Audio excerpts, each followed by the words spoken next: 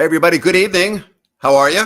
Open Forum Wednesday. It's going to be a quicker show than normal. We're going to go to the bottom of the hour, maybe 35 past the hour, but we'll see. It's going to be a in and out type of a show. We've got some football to talk about and whatever else is on your mind on this Wednesday evening. Getting that much closer to football. We actually have real football this weekend, Ryno, with college getting underway. So thank goodness for that. Yep, Grant, give me a couple of crumbs and I'll be a happy person until you tie me over when the NFL starts in a couple of weeks.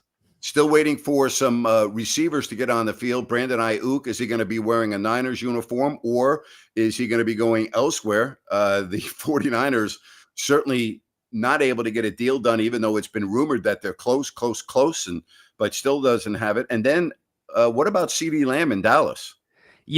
Similar situation. That situation has been back and forth. Jerry Jones has spoke to the media a few times. In fact, Grant, Jerry addressed one of the members of the media in Dallas today and had this update.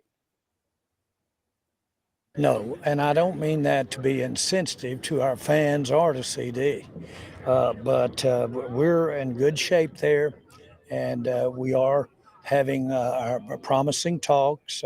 Say, well, why you keep talking? Won't you do something? Again, as in anything, it takes both of you there at the same time. But I believe it's got the proper amount of everything, emphasis, importance for everybody involved here, and we'll see how it goes. Not to put words in your mouth, but you're optimistic something will be done? Well, I think I am. When I say that, doesn't sound too promising. The facts are that I believe we'll come together. I don't want to speak for him. That's what I'm trying not to do. But we wouldn't have offered him what we've offered him if he didn't want him to be here. Grant, I'll defer to you because I'm not sure I understand how to speak Jerry Jones. No one knows how to understand how to speak Jerry Jones because he's full of it. The reality is the biggest problem with the Cowboys is Jerry Jones. And as long as he is the man that's calling the shots, the Cowboys will not be standing with the Lombardi trophy over their head. So that's where we're at. They'll get CeeDee Lamb in. They have to get CeeDee Lamb in. If they don't get CeeDee Lamb in, I don't think they win 9 games this year. Yeah, Zeke Elliott is not going to bring you back like Jerry may want. He's good for a couple of carries in the short yardage, but, you've got to get Dak and have a separate threat with CeeDee Lamb on that field. He's an explosive player, Grant. He's Dallas's offense to a degree. Zeke is a perfect example of a running back shell life. He's washed up. He went to New England. Now he's back in Dallas. He's trying to hang on for one more contract this year. And then that's it. And that's just, he was a tremendous running back for a short period of time behind one of the best offensive lines in football. But when the offensive line started to break down, he had a lack of production and has never been the same running back since. Yeah, no doubt. And some would say he wasted some of those prime years with some of his battles off the field, eating and such. But it's one of those tales of running backs. It is what it is, Grant. We see it in the draft. Not that valuable. I don't know what Roger Goodell. I mean, I know he makes a ton of money for the owners, and that's his main job. So I'm well aware of that, and he does that very, very well. So the owners are raking in tons of money, but he continues to insult the American sports audience with all the crap on the field and racism, the ridiculous logo or the ridiculous sayings on the back of helmets, and now the gambling aspect. Okay. Sure.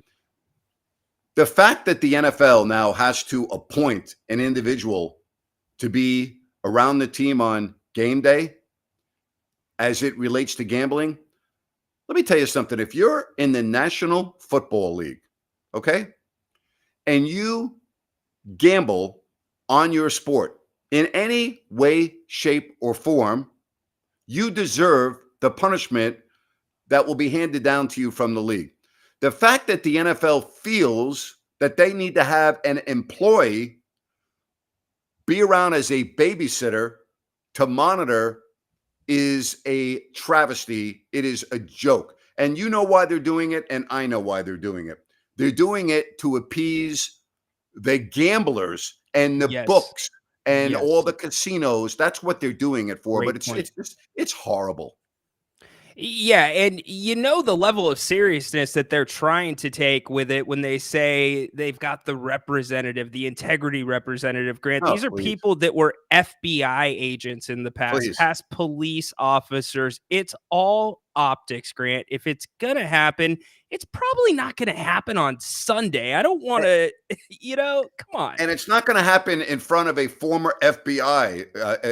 If I'm on a team and I want to gamble, I'm not going to walk up to the FBI agent and go, "Hey, listen, I'm getting ready to make this bet. What do you think of this parlay? Do you think it looks good?" I mean, how stupid is this? Do you think an NFL player is calling a bookie, Grant? Are they making a phone call from the shower? No, it's going to be all digital. It's crazy. You know what's even more embarrassing? That the NFL has to take a lap of high fives around to say we have had a year without any gambling violations. Did you think they're aware of? That they're aware of? Yes. Thank you for clarifying.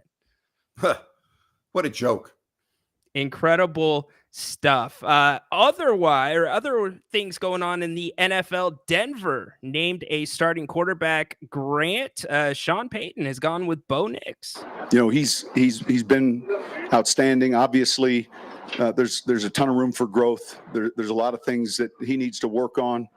I've already spoken with both, all three of those guys. Stiddy, will be a great resource for him. As well as Zach, and we feel like that off season, that's such an important position. We made some really good decisions, and well, we know what comes with starting a rookie quarterback. Does it change anything for Denver, Grant? Yeah, they're going to be a non-playoff team. And again, I'm fully aware of what CJ Stroud did last year, but CJ Stroud last year was an aberration. Sure. I expect him to take his lumps. I think that Denver will battle the Raiders for the worst team in the division. I like Bo Nix. I enjoyed watching him play in college. I think he has a very bright upside, but I don't see it being this year. There's something to be said about those guys that stay and play into their junior, senior years at the quarterback position, Grant. More times than not, they are a little bit more ready to step into a role in the NFL. And listen, Sean Payton knows the quarterback position very well. He played quarterback at college. I actually watched Sean Payton play at Eastern Illinois, and I covered him. I was actually there with my video camera on my shoulder while he was playing quarterback for the highlights on the news at night when I worked in Decatur, Illinois. Yep. Incredible. We just heard those stories. I actually had Sean Payton on my radio show at the driving range at Lake Tahoe 6 years ago, 5 years ago, 7 years ago, I don't know. And we had one of the most phenomenal talks. He was so, and again, he was so blown away at our conversation. He started following me right after the show on Twitter, and he still follows me. That is good stuff indeed. He's taken a few lumps since being in Denver, but it feels like this has to be the year that he starts to turn it around. We talked about when he was the offensive coordinator for the Giants. He had one of the great stories. I told him that Kerry Collins in the NFC Championship game against the Minnesota Vikings, where the Giants won 41-0, was one of the best performances I've ever seen by a quarterback. And he agreed. And then he told a funny story. John Fox was the defensive coordinator, right? Yeah. The score at the half, I believe, was 31-0, right? Yep. John Fox told Payton before the game, because the Giants offense was still the weak part of that team. He told Payton before the game, you score 17 points, we're going to win the game.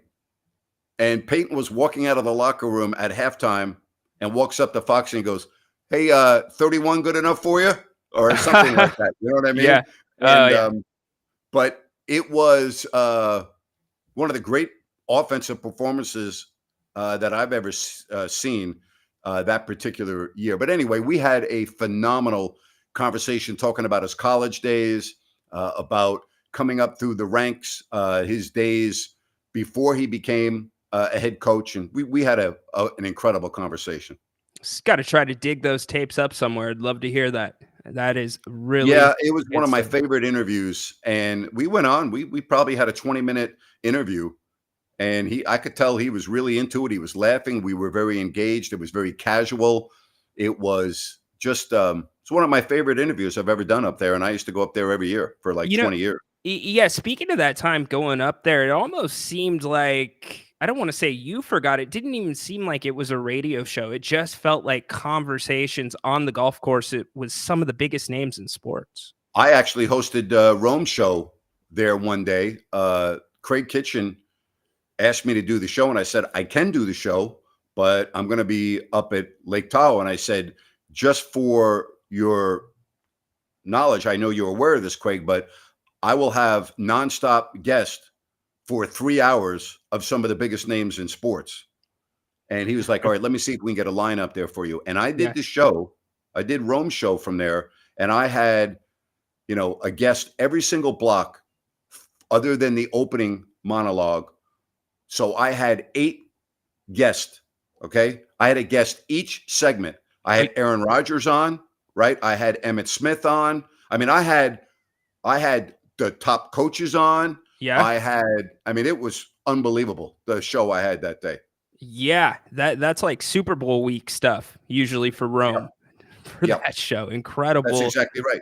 It was phenomenal. And I was just like, I was so happy to do Rome's show from that environment where the guests were just one right after another. It was one of my favorite shows I've ever done on Rome. Well, in most cases too, you're getting the guys out of season. They're in Tahoe to have a good time. Yes. They're with friends. It's more of a light atmosphere. The cameras aren't in your face like an NFL Sunday. So that is the perfect environment to have guests of that nature.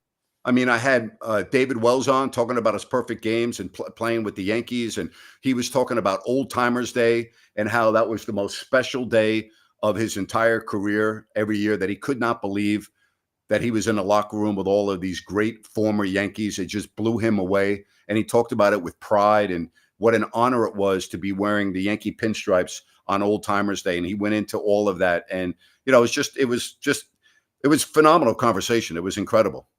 Absolutely love it. And from great conversations and good memories, we go to another tough passing, Grant, for the Bay Area. Too many this often, but the legendary Al Attles passes away at the age of 87.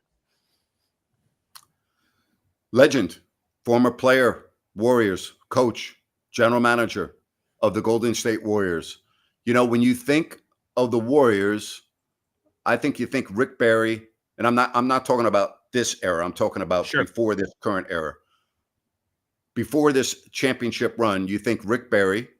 Yep. You think, and in any order, by the way, but I would start with Al Attles, Nate Thurman, and Rick Barry. And Al Attles was the Golden State Warriors. Al is the type of a guy that I honestly believe you will not find anyone, friend or foe, that has a bad word to say about Al Attles.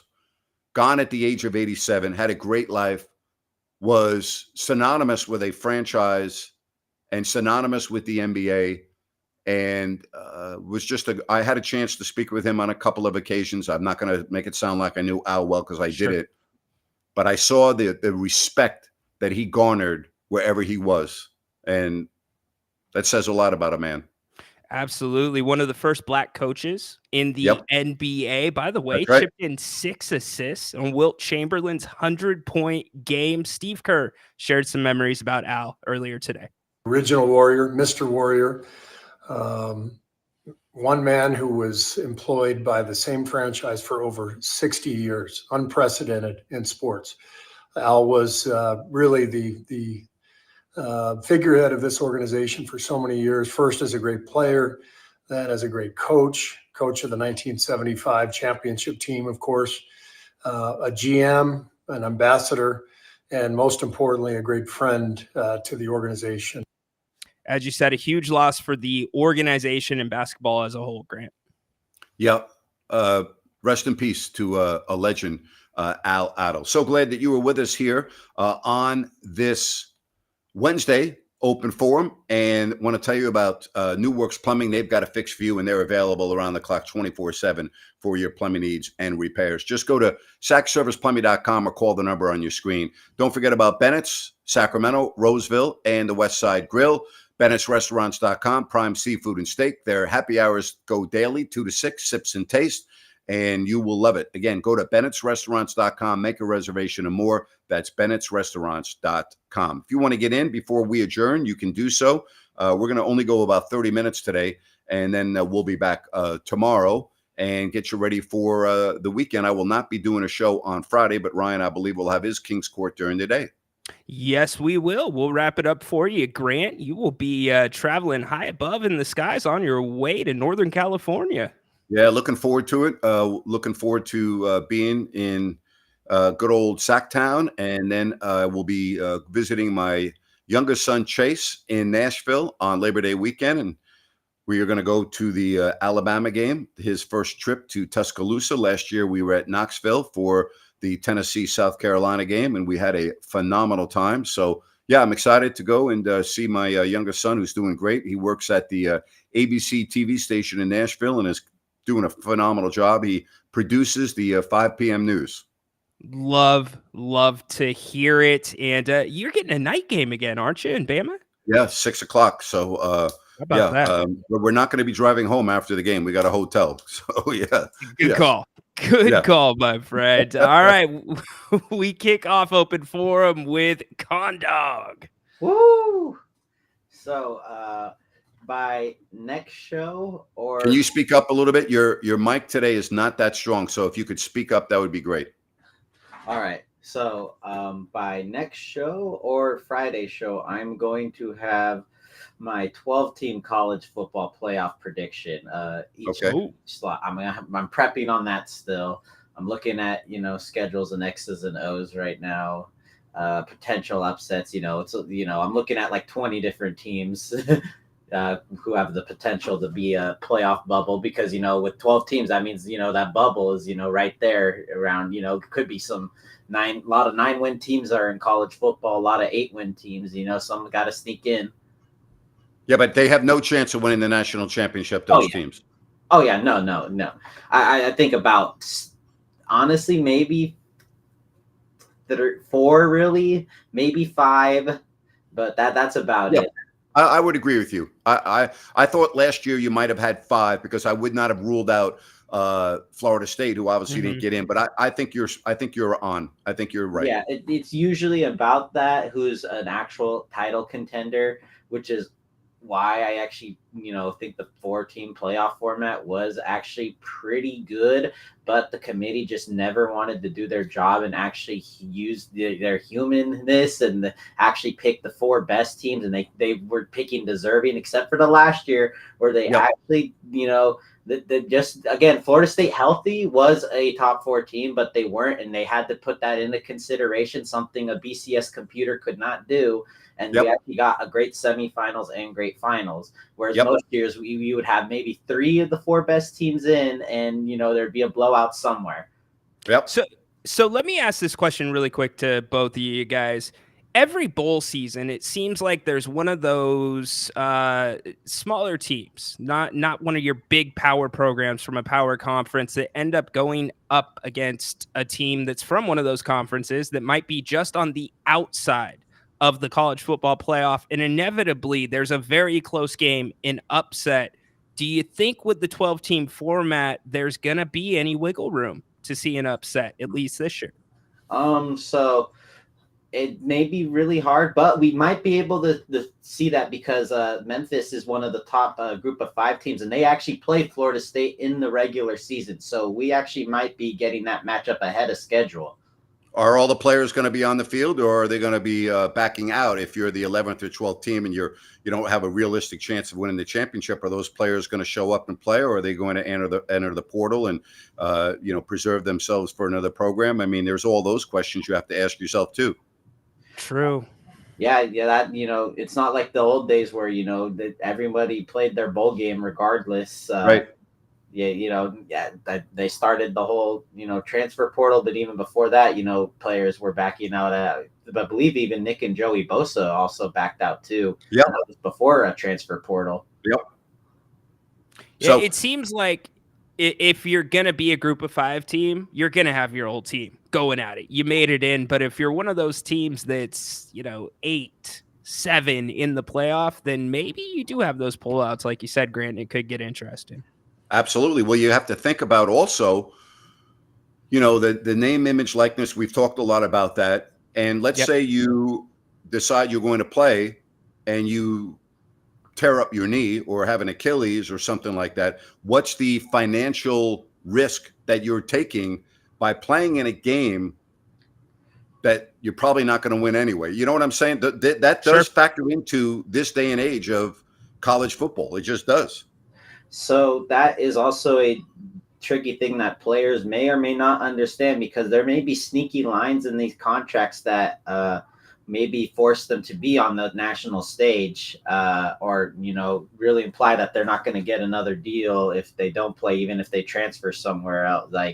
Because I know because the schools are not allowed to help them at all or give any legal advice. So Right. these kids are right out of high school on their own, with a lot of corporations that are ready to take advantage of a lot of kids that have come from impoverished backgrounds and stuff. So there's been a lot of there's shadier deals out there. So there could be some kids that are literally forced against their will to play the game just to keep their NIL. See, my thoughts on the back end of that, because Teddy Bridgewater, one of the first college players before NIL to get an insurance policy on his body going into his senior year. Yes. So I wonder that these kids that are getting the major NIL money, they're brands. Yes. They're not just players. They are brands. I wonder if it goes to insuring their bodies, what the contracts say when it comes to those things. Because Lloyd's of London isn't going to want to have to pay out unless they absolutely have to pay out, guys. Yeah, a lot of the college athletes have insurance policies now. Condog, we'll look forward to that next week. You going to have it? Maybe by Friday, maybe tomorrow, because I want to get it out before the week 0 game. All right. Oh, okay. Yeah, try to have it tomorrow, because I'm not going to be on with Ryno on Friday, and I'd like to partake in it. I guess I got homework to do right now, guys. If you can watch the Olympics 23 hours out of the day, you can finish this assignment, buddy. Thanks, Condog. Thank you, man. All right, guys. Yeah, we will look forward to that, as we do indeed have some college football. We also have Sunrise Landing that I want to tell you about, this newest residential community in Colusa from Blazona Development, and so many models to choose from, various lot sizes, no Mellorews, no homeowners. And if you go to ColusaSunrise.com, you can check everything out for yourself at Sunrise Landing. Again, this is awesome. Next to the Colusa Golf and Country Club, good access to major arteries. It's all there for you. And again, all you need to do is go to ColusaSunrise.com and check everything out at Sunrise Landing. And then, once we get through Labor Day weekend, then it is gear up time for week 1 of the NFL.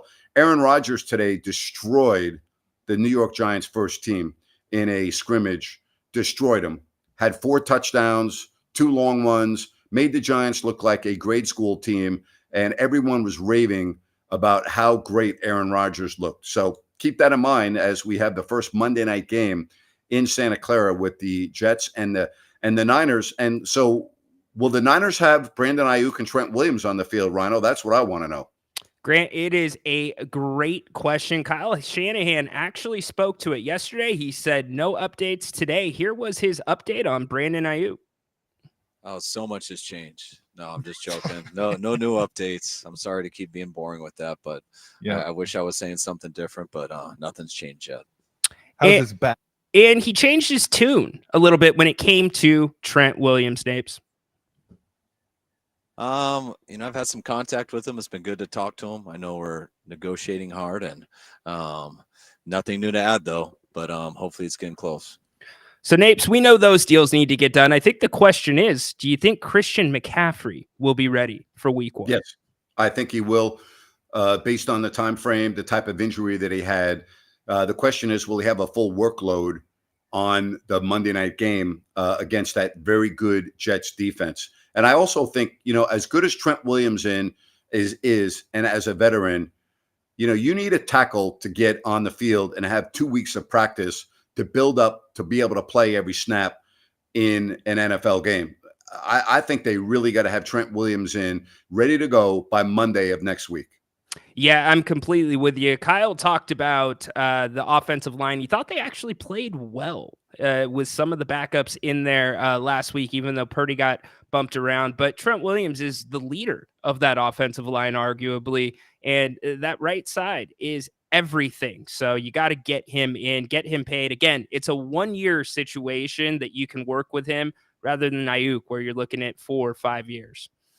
Brian Baldinger, who does phenomenal work on the NFL Network, radio, does a lot of stuff on X, has Baldy's breakdowns, and he featured, I can't remember the name right now, the right guard, number 77, and was praising his performance and Dominic how good. Pooney. Yes, Very he good. was praising him. He did like a minute and a half of his blocking, both run blocking and pass blocking, in the last Niners game, and I was like, wow, Baldy really singled him out and was breaking down his game film. Yeah, 2 guys that we think very highly of, Damon Bruce, Larry Krueger, who both cover the 49ers very carefully, have both been on record saying that Pooney has had an incredible camp. Kyle Shanahan talked about the challenges of an offensive lineman coming in and being successful because college offensive lines are so much different from pro offensive lines. Night and day. I mean, night and day. And I think the offensive line coach is so important in the National Football League. But we can talk about all we want about these individuals. If you don't have Trent Williams on the field, you don't have a good offensive line. No doubt. You saw that last week, in my opinion. Kyle's going to stand up for his guys, but that line did not look good in those first 13, 14 plays that Brock Purdy took in. We're not just looking forward to the NFL season, Grant. We're looking forward to our NFL Pro Pick'em, where you and I and all of you can pick every game against the spread. Go to Yahoo Fantasy Football. Enter the user ID and then also the password. That will get you in for absolutely free. The winner is going to receive some gift cards, compliments of Jay and Kathy Griffiths. So give it a go. Peter, our winner last year, did a great job, but we're looking forward to doing it again. 3rd year, Napes, 3rd year. Yeah, awesome. And thank you very much for everyone for participating on that. We will have a lot of fun. All right, I'm going to wrap this up. What time's your show tomorrow? Tomorrow we are live at 2 p.m. And by the way, Napes, I didn't tell you this. We hit 1,000 subscribers on X, or 1,000 followers. So we are giving away a signed Malik Monk jersey tomorrow. You got to be at the show to win, but we've been talking about the big surprise. Be there at 2 p.m. for your chance to win a signed Malik Monk jersey. I love that. Good job right there, buddy. Good job. Appreciate it. Yes. I love it. All right. Appreciate it. And then tomorrow at 8 o'clock, we'll have another show as well. Appreciate each and every one of you. Don't forget tomorrow, 2 o'clock, and then 8 o'clock as well. Until then, so long, everybody.